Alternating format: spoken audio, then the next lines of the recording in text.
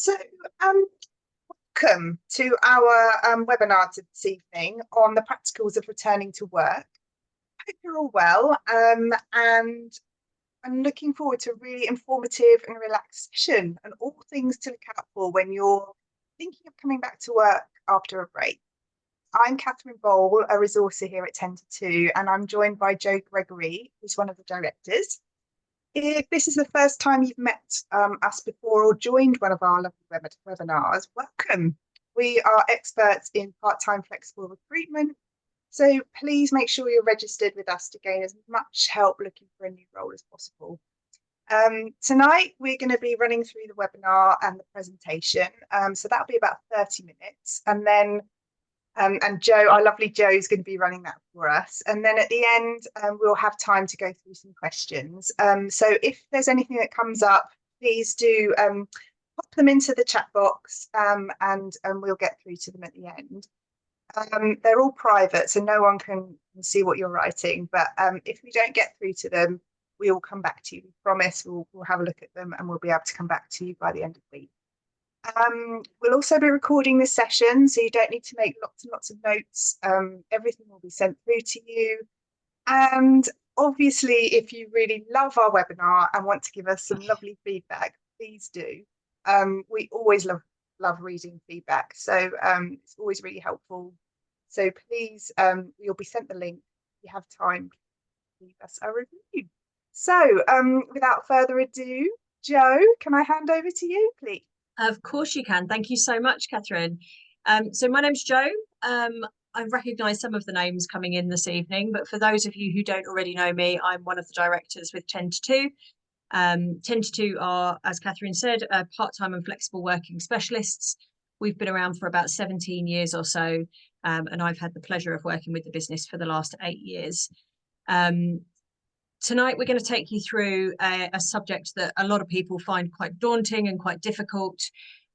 It's all about returning to work. We're running a returners series at the moment. Hopefully, some of you will have come to the first one, which we ran a couple of weeks ago now on mindset.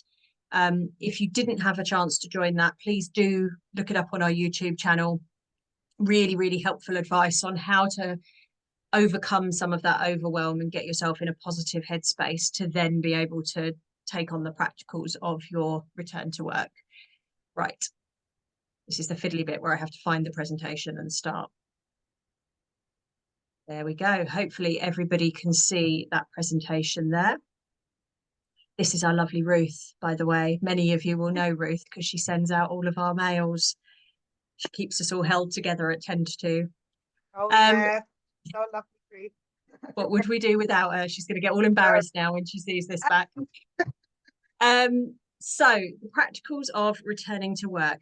Now, we're making an assumption that everybody joining tonight has had a career break of some sort. It might be a few months, it might be a few years. It could be because of raising a family. It could be due to ill health. It could be due to caring for a loved one. All of this information is relevant to you, no matter your reason of having a career break, your length of career break. Please take from it what you can. And as Catherine said, if you do have any particular questions or queries, pop them in the Q&A box. We will try and come back to them today. If we can't, we will follow up in the coming days with a recording and a bit of a Q&A document for you as well. So here we go. So the content for today, as you can see, there's quite a lot for us to get through. This is the introduction that I'm waffling through now.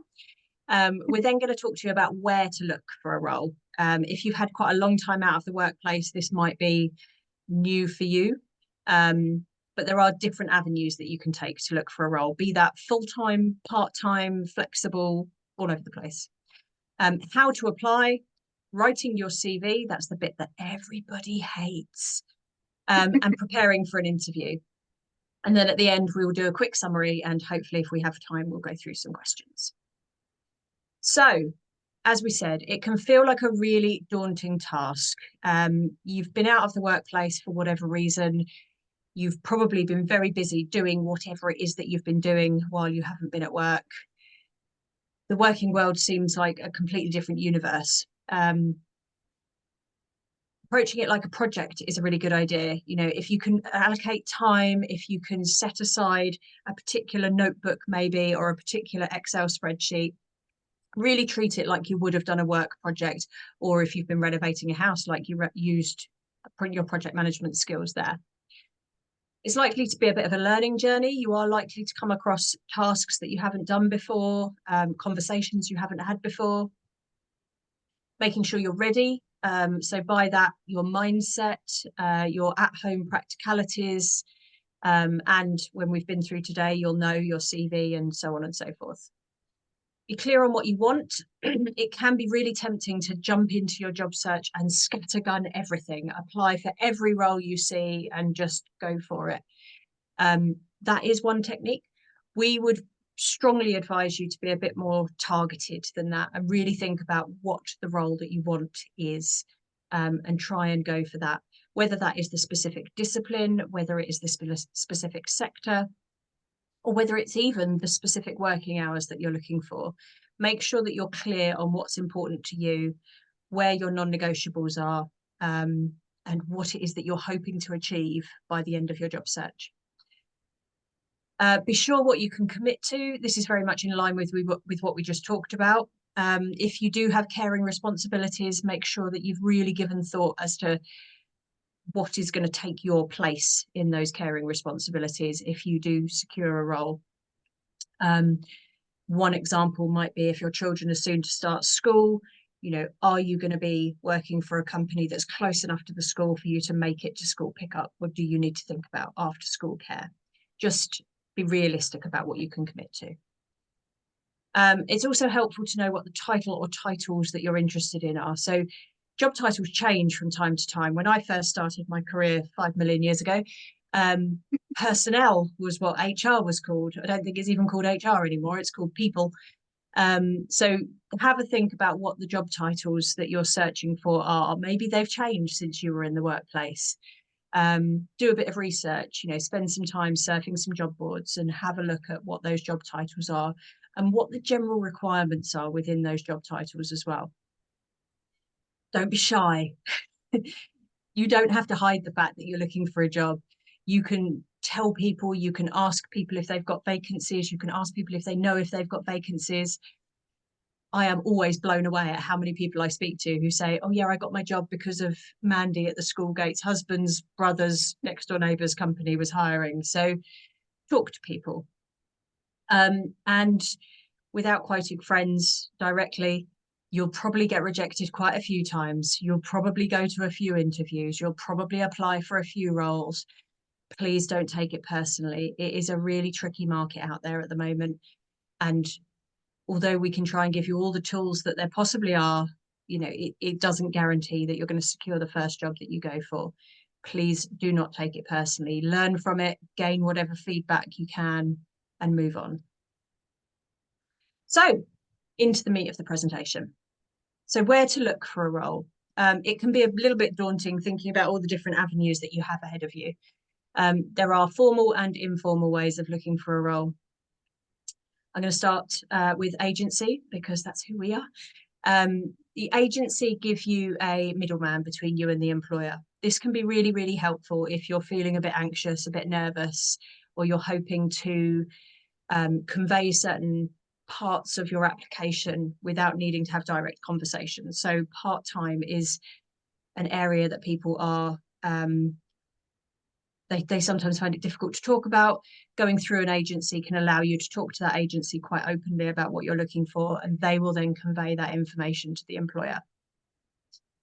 Job boards, Total, Indeed, Reed, there are umpteen job boards that you can go to. You're going to need to be a bit more self-managed.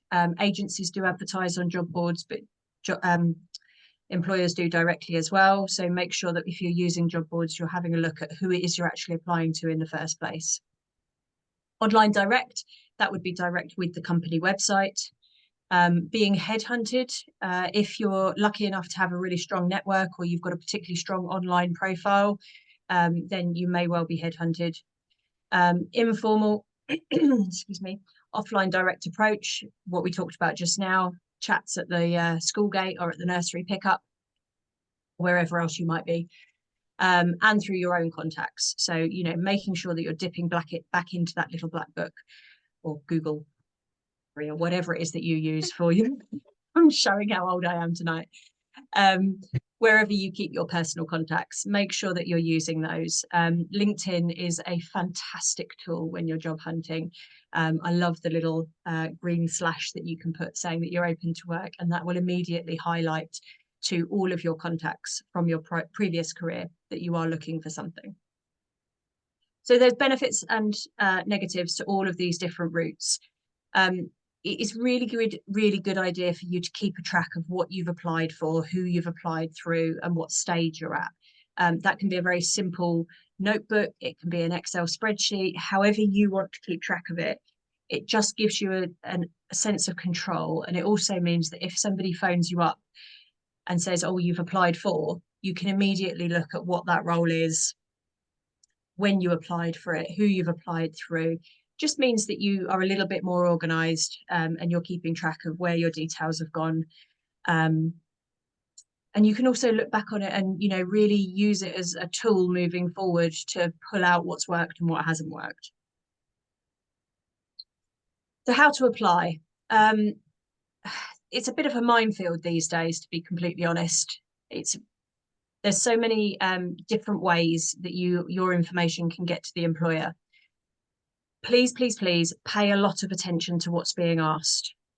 Some applications will want you to just pop a CV over. Some will want you to fill out an application form. Some will want a cover letter. Some won't. So firstly, make sure that you're paying a lot of attention to what it is you're being asked for. Tailoring your CV. A lot of people gasp when we say that you should tailor your CV for each and every application that you make. It used to be the case that you could have one CV and just fire it out to every job.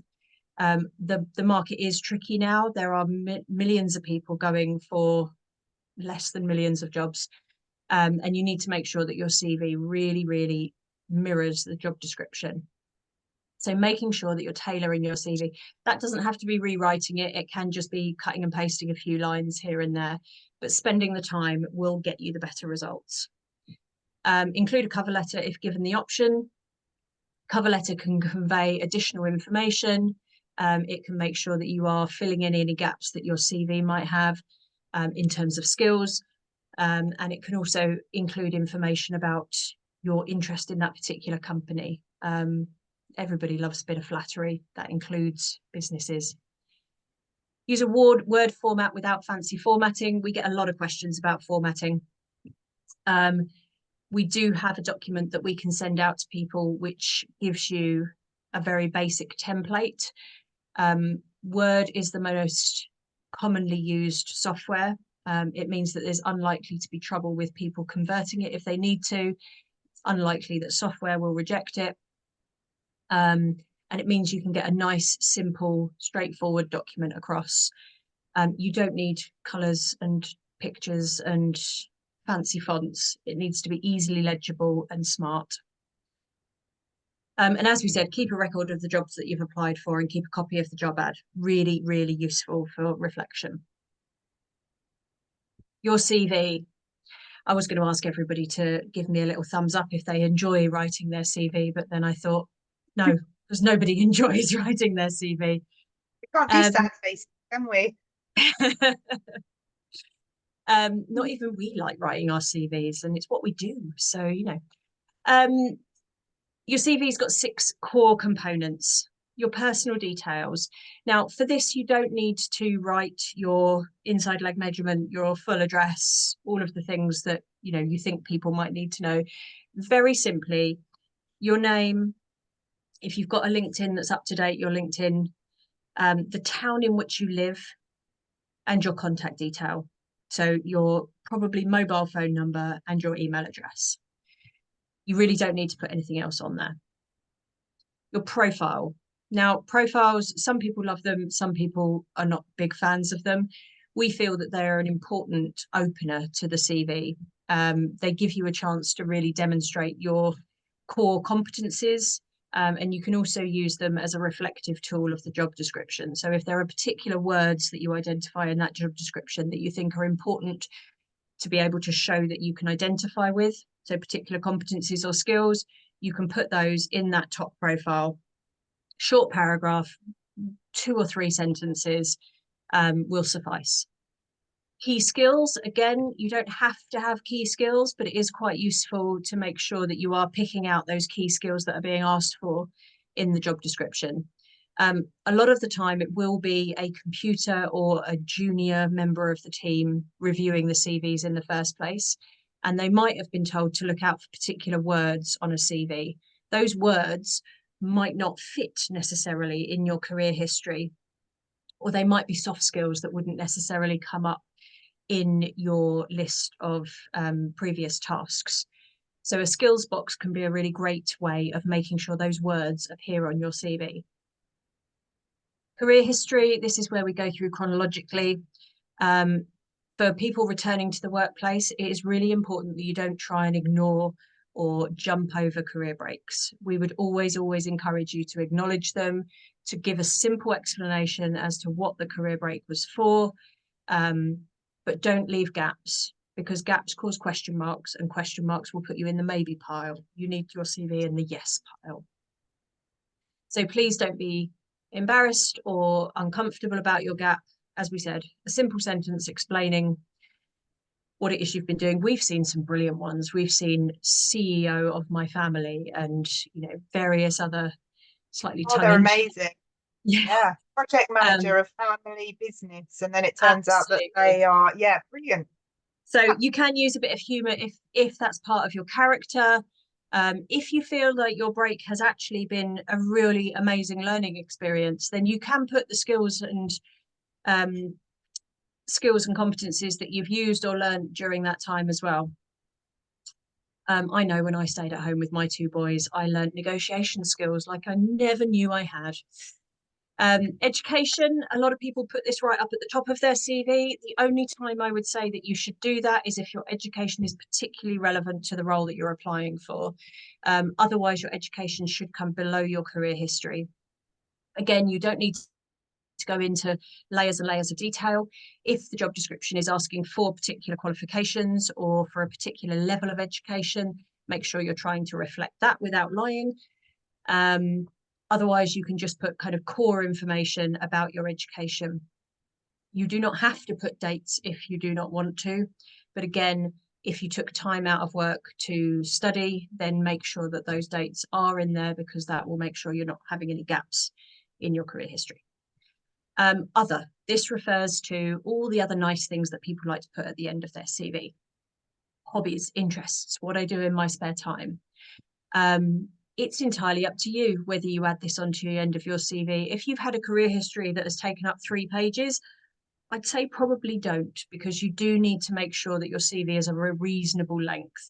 The 2-page rule isn't the be all and end all, but it is a nice guide to stick to. So if you feel like you've taken up all of your real estate with your career history is more important than your hobbies, unless your hobbies are particularly relevant to the role that you're applying for, or you've been volunteering for a charity and that charity is connected to the job you're applying for.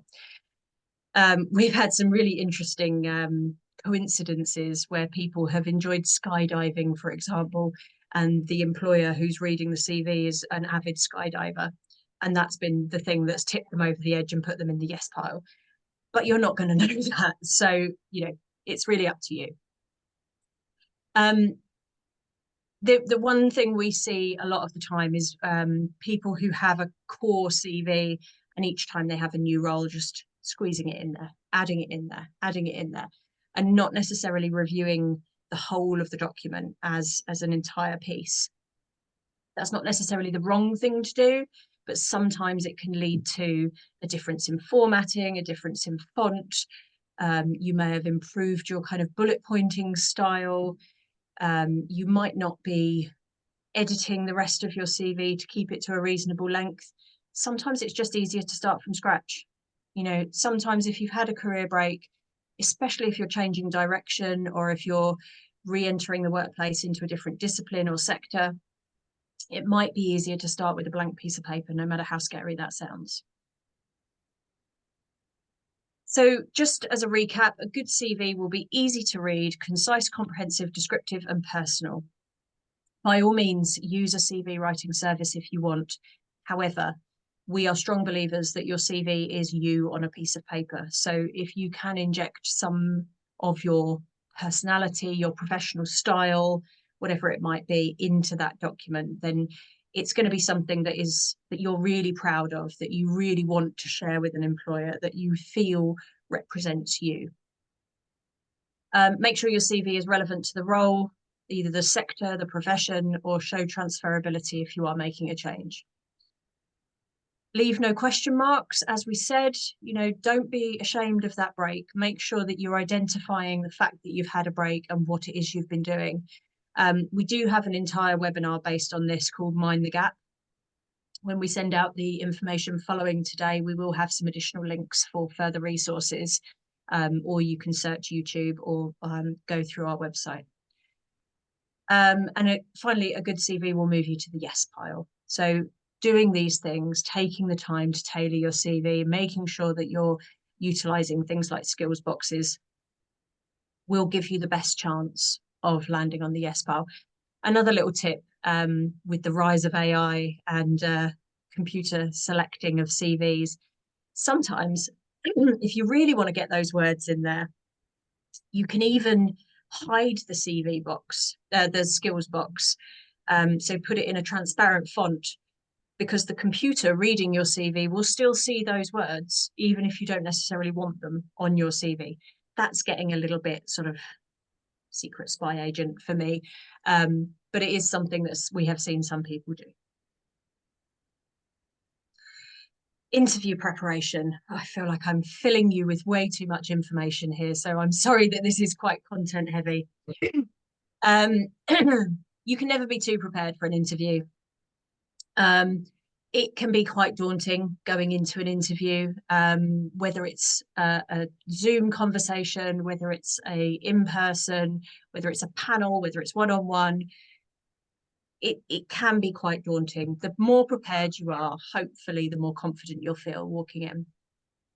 We feel there are 5 key areas you need to focus on when you're preparing for an interview. Firstly, make sure you really know about the company. There is no reason in today's world for you not to know about the company you're interviewing. You can Google them, you can look on their website, you can look on Glassdoor for reviews. There are all sorts of ways that you can research that company. We would encourage you to go as far as you possibly can. So go beyond the website if you can. Maybe look at previous financial performance, maybe look at industry publications that they might be mentioned in, maybe research their competitors and see how they're doing in their marketplace. Do as much research as you feel you're able to, because you never know what you're going to be asked, and you never know what interesting commentary you might be able to make that's going to really turn their heads. People. Try and find out who it is who's going to be interviewing you. Have a look at them as well. Do a bit of research, do a bit of digging. They might have a LinkedIn profile that you can look through. You could look at their other social media if you choose to. Look at what their role is within the organisation. Look how long they've been there. See if they are mentioned in any trade publications. Content. If you are able to, find out the content of the interview. Is it going to be a panel interview? Are they going to have any assessments? Will it be a competency-based interview, or will you just be talking about your past career and going through, this is what I did when I was at this business? Didum. It will just help you prepare and have answers in your back pocket. Competency-based questions are quite important to prepare for and to make sure that you're answering thoroughly. So if they are going to be asking you competency-based questions, it's a good idea to really have thought about some of those scenarios that you might be asked about and think back over your career. Place. Please make sure you know where you're going. Please make sure you don't turn up to the wrong building. Obviously, mistakes happen. Obviously, communication breakdowns can happen. But for your benefit, do a dry run first. Make sure you know Is it a hidden building behind a shopping centre? Is it on the 5th floor and you're going to need to add in a couple of extra minutes to catch your breath after you've walked up all those stairs if there isn't a lift? Is there parking nearby? Would it be better for you to get the train?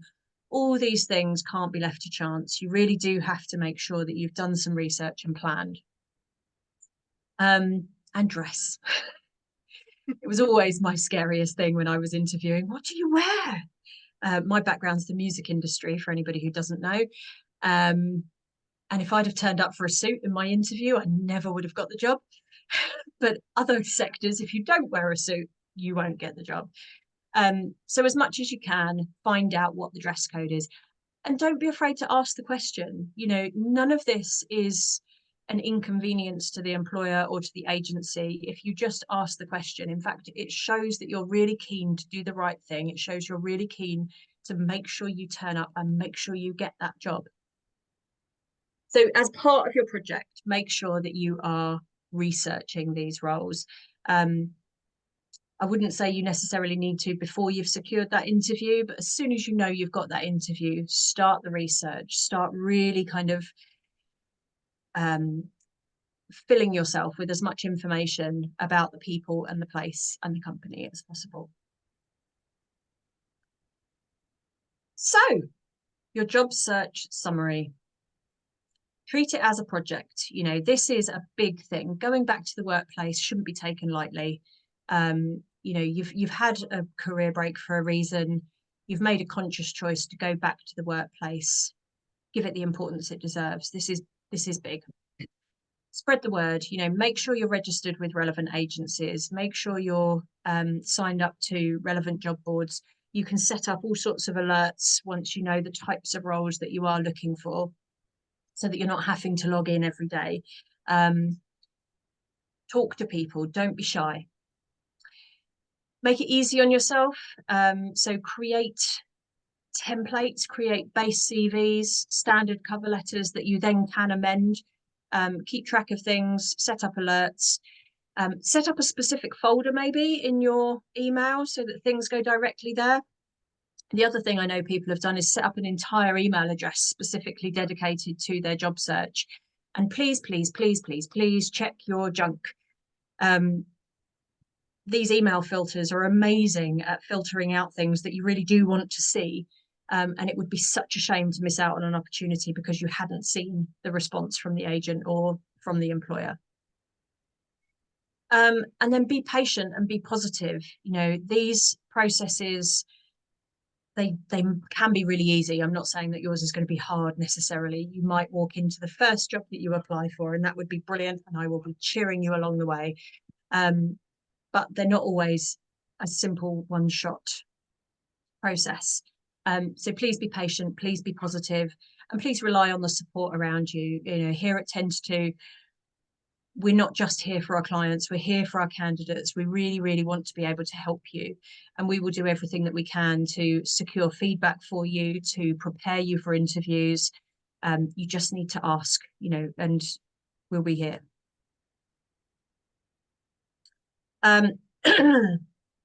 So again, a quick summary, be clear about your objectives. If you haven't watched the mindset part of our program, then go back and watch that mindset part, because it really does help you clear your head of the noise and the fuss and the negative thoughts, and just be able to focus on what your objectives are and how you intend to get there. Boost your confidence. Again, the webinar will be brilliant for this, but there are simple things that you can do. So reconnect with old colleagues, think back on your career and the successes that you've had. Remind yourself of those skills and expertise that you were really, really relied on for in your last role. Actually, although it's scary, sitting down and writing your CV can sometimes be a real confidence boost, because you do remember all of the amazing things that you've done in your past career. Revise your technical skills. If you've been out of the workplace for a while and there are new technologies or systems, then make sure that you know what they are, even if you haven't had access to using them. Maybe sign yourself up for a quick Microsoft refresher. If obviously your role is more technical than that, or your desired role is more technical than that, then make sure that your technical skills are as brushed up as they possibly can be. Update professional qualifications and memberships. You know, if you need a membership to be able to practice your profession, then make sure that your membership is active. If your professional qualifications need a certain amount of CPD, then get onto that and make sure that you're getting those points towards your qualification. Make sure that none of your certifications are out of date. Check your sector knowledge. So again, if you're going back into your previous sector, or especially if you're going into a new sector, get hold of some trade publications, do some reading, do some asking around.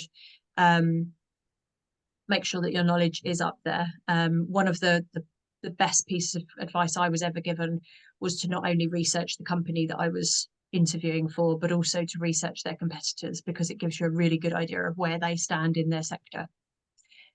Update or write your CV, refresh your contacts through your network, and get help from professional recruiters. We are always here for you. There are other agencies that will give you the support that you need re-entering the workplace. You just have to ask for it.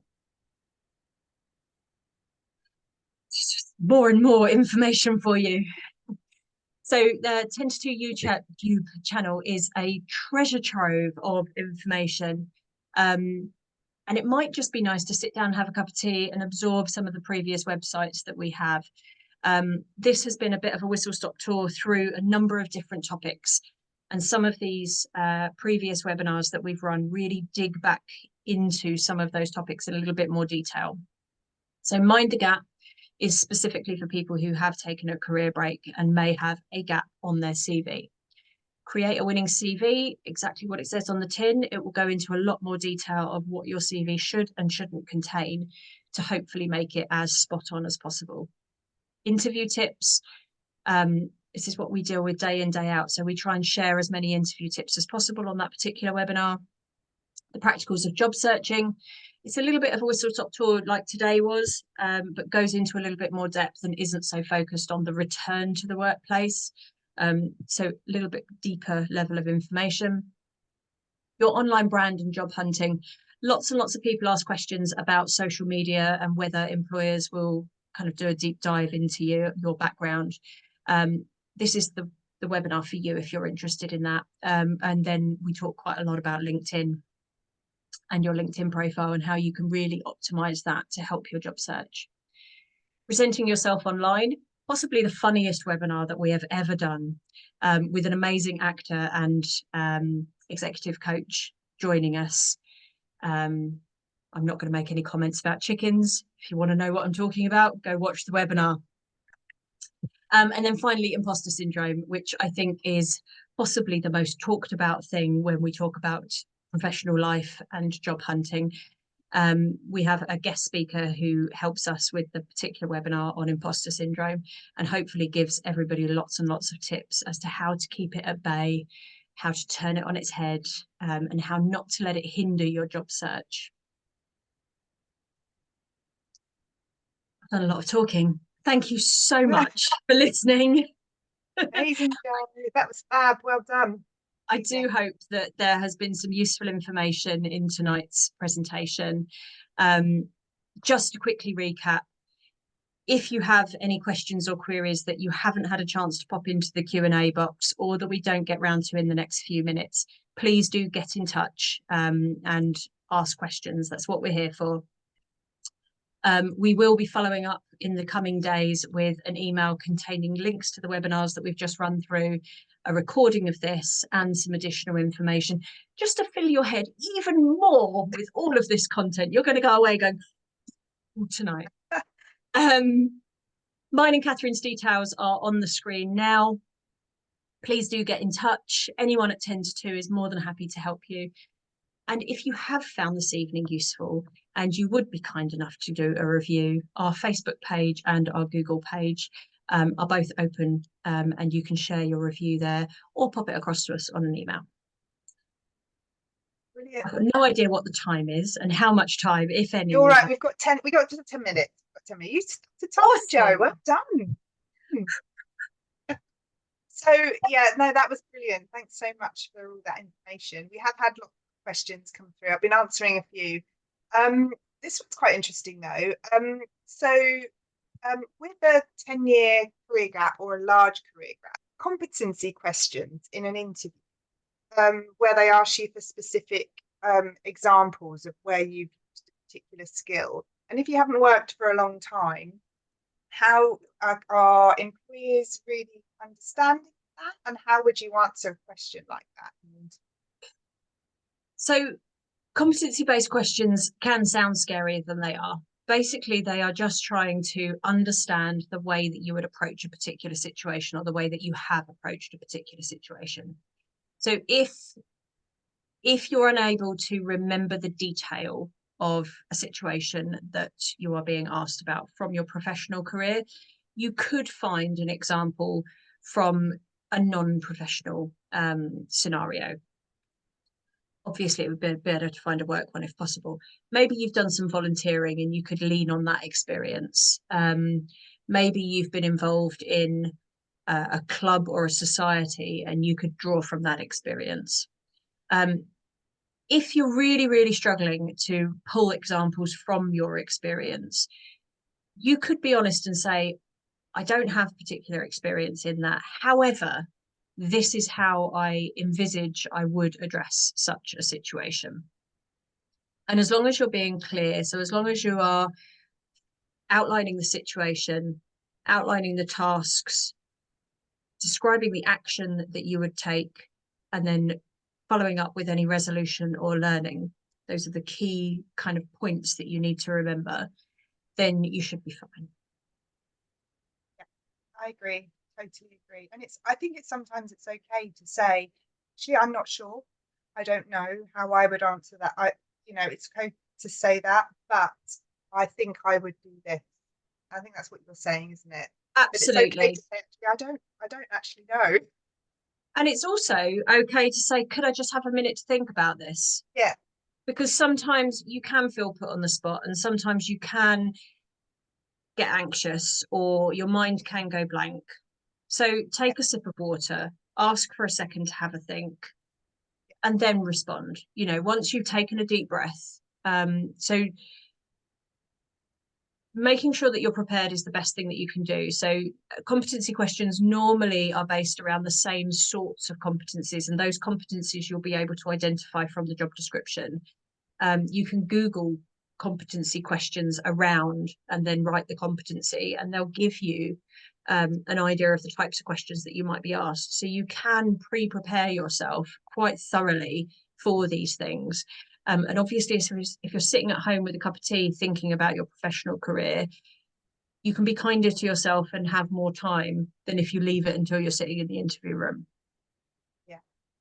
And I also think as well with that, don't be afraid to ask a family member or a friend to practice the question, especially if you've not been in that environment for a little while. Sit down, say, can we just some questions here, would you mind just asking me and see how I respond, and then they'll be able to help you. I think that's quite helpful. Absolutely. Yeah. We have another question which is quite interesting. Someone has popped a question about a career fair and how useful they are to go to a career fair, when they have sort of employers open to different kind of roles with them, usually in places like the Excel or London. That's a really interesting question that I've actually never been asked before. It really depends how much time you have to dedicate to your wider search. I would say that if you are re-entering the workforce and you're very open-minded about what sector you work in or what discipline you work in, then a career fair is a really good kind of place to go and explore what's available. So maybe if you have had a relatively significant career break and you feel that detached from the working world, it could be your first step back in to sort of go and explore. I think if you've got a good idea of what sector you want to be in or what discipline you want to work in, then I'd just make sure that you're going to relevant career fairs, because otherwise you're really going to be wasting your time because they can be quite generic. But they're sometimes are quite specific career fairs around particular disciplines or held for particular sectors. So as long as you feel as though it is a valuable use of your time and you know what your objectives are with going there, I would say that it's useful. Yeah. Okay, brilliant. Another question. Would any kind of volunteer work, such as a school governor or working for a charity, go under career history or other CV? Again, a really good question. It can go in either place. It really depends on its relevance to the role that you're applying for. If you are applying for a role in a school, for example, and you have been a school governor, I wouldn't tuck it away in other right at the very bottom of your second page. I would put it front and centre and make sure it is within your career history. There's nothing stopping it being in your career history. It's a perfectly relevant place for it to sit, especially if you need to make sure that employer sees that you've got it. The statistics show that unfortunately by the time an employer gets to the bottom of your second page, they've probably stopped reading. So make sure that if it's relevant to the role that you're applying for, it's front and center on your CV in whatever way you can get it there, either as part of your career history or as part of your profile. But the more central you can get it on that front page, the better. And also, I think with roles like that, they're so involved and so in depth with different things that you're dealing with. So you could almost pull out for each role that you're applying for, if you're applying for different things, different experience that you would have in that volunteer role, which would still make it really, really relevant. Definitely. Absolutely. Absolutely. I think that, volunteering is an amazing thing for anybody to have done, and they should be really proud of it. Yes, I agree. So another question, what do you do when you had a career gap for illness? So it's one thing to have a career gap to raise family or to go traveling or any other sort of reason, caring after a parent, but for illness for yourself, where you've had to have a long time off, how do you do that on a CV? So it's up to you how much you disclose on your CV, really. We would say acknowledge the gap, make sure that there is a reason put against the gap, because again, you don't want to raise question marks. You don't want there to be a glaring gap and for them to be like, oh, where were they? Were they in prison? Were they, sailing around the world? Because you don't know what their mind's gonna jump to. If you don't feel like sharing intimate details, which you are not obliged to, you could say career gap due to ill health, now fully recovered, or whatever wording you want to put on there that conveys that you are ready to go back into the workplace after that period.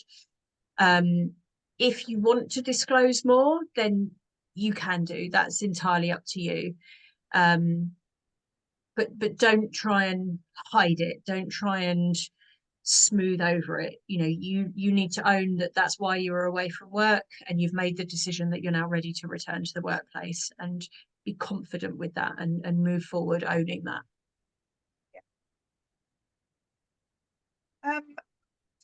One more.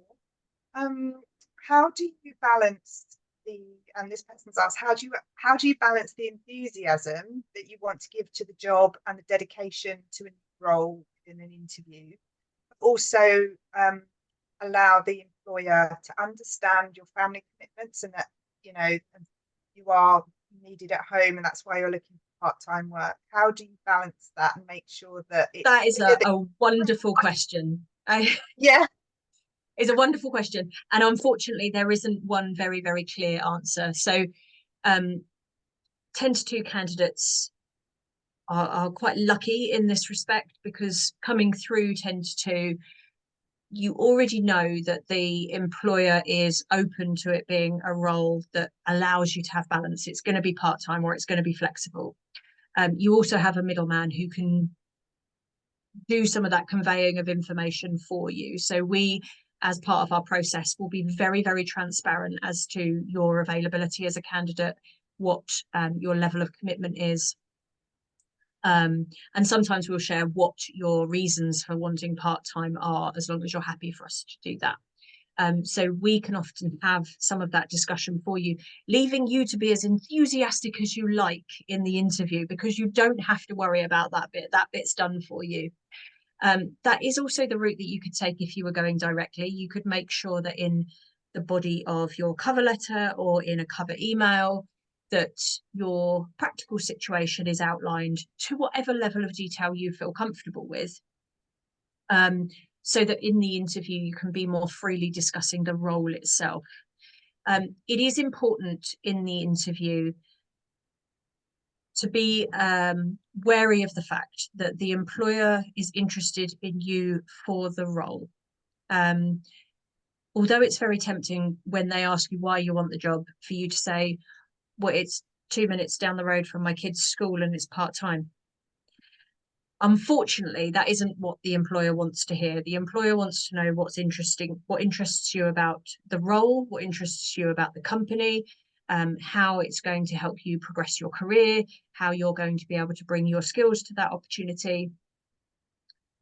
They already know, probably, that you're interested in it because it's a part-time role, because you've applied for it and they've advertised it as a part-time role. So be enthusiastic, be open with the fact that you are available for certain hours and so on and so forth. But make sure you remember that this is a professional conversation about an opportunity that they need to fill with a person who's got the right skills and enthusiasm for that job. Hopefully that answers your question. I think it's great. And I totally agree. I think sometimes as well, it's hard to kind of get that balance, but if you're got the experience and you've got what they're looking for, then you can be confident in that you are going to come across that way, and that's all that matters. Absolutely. So, you go. I don't think we've got any more time for any more questions, unfortunately, but we will come back to them. We will answer any questions that we've not had time for later in the week for you. Wonderful. It's been absolutely brilliant, hasn't it, Jo? Really informative. Thank you all so much for giving us your time this evening. We do really genuinely hope that you take away something useful. Please do come to us if you've got any questions or queries. Look out for that follow-up email in your inboxes. I'd love to promise that it will be tomorrow, but it might not be. So it might be the beginning of next week. People up and down the country have got different half terms, so mine are on half term at the moment. Not that that's an excuse.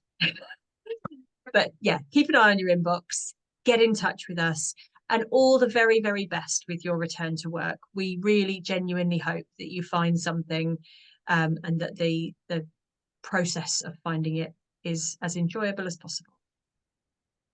Yeah, absolutely. We're here to help you. So please don't feel free to get in touch with us. We're happy to have a conversation with you, look over your CV, any kind of guidance that you need with you. Awesome. Good night, everyone. Bye.